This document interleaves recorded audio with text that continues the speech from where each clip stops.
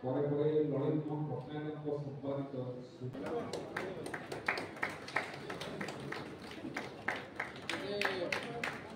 ନୀଳଚଳ ସୁବର୍ଣ୍ଣ ଜୟନ୍ତୀ ଅବସରରେ ଆଜି 2 ଜଣ ପ୍ରତିଭାଙ୍କୁ ଆମେ ସମ୍ବର୍ଦ୍ଧିତ କରିବାକୁ ଯାଉଛୁ।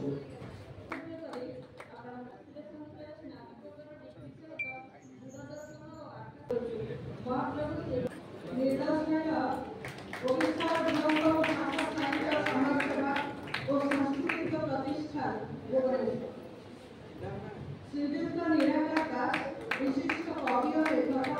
सम्माननीय ओडिया साहित्य जगत में आपण सुनामधन्य और श्रद्धाशील जन बहुत बहुत अभिनंदन श्रीयुक्त निराकार दास महोदय आम गहन विशिष्ट अतिथि भाव में उपस्थित अच्छा पद्मभूषण राधानाथ रथंक संपादित घरे घरे परिचित तथा विशिष्ट स्तंभकार एवं एकदा ओडिशा रे जीवनी पुस्तक पाई ओडिशा साहित्य एकाडेमी पुरस्कार प्राप्त तथा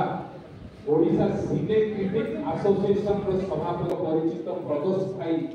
प्रदोष पट्टनायक को निवेदन करूची से तांकर वक्तव्य रखते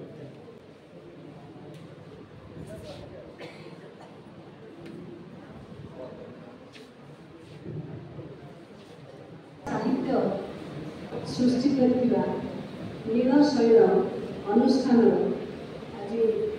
सुवर्ण जयंती वर्षर उद्घाटन उत्सव एभली एक महान समय उपस्थित मंच देखा सम्मानस्पद समस्त विद्वत मंडली प्रोफेसर वैष्णव चरण सावंत महाशय प्रोफेसर डॉक्टर प्रसन्न कुमार स्वामी महाशय डॉक्टर पद्मश्री देवी प्रसन्न पट्टनायक महाशय समस्त विद्वत मंडली और आपण समस्त को आज दिन में यथामान्य सम्मान प्रदर्शन करुच्ची एक कार्यक्रम मत दिपद कहबार सुजोग देता निज आपण पाखे कृतज्ञता प्रकट करिया भाषा साहित्य सुरक्षा आयोजित सुरक्षा प्रतिबद्धता रखा एक अनुष्ठान नीलशैल जहाँ अनेक दिन तले अनुष्ठान संपर्क में किसी जानी अनुष्ठान कार्यक्रम को पाखे देखी आज मु मन मन भावुली बोधे दीर्घ दिन रही अनुष्ठान कार्यक्रम टे पारि ना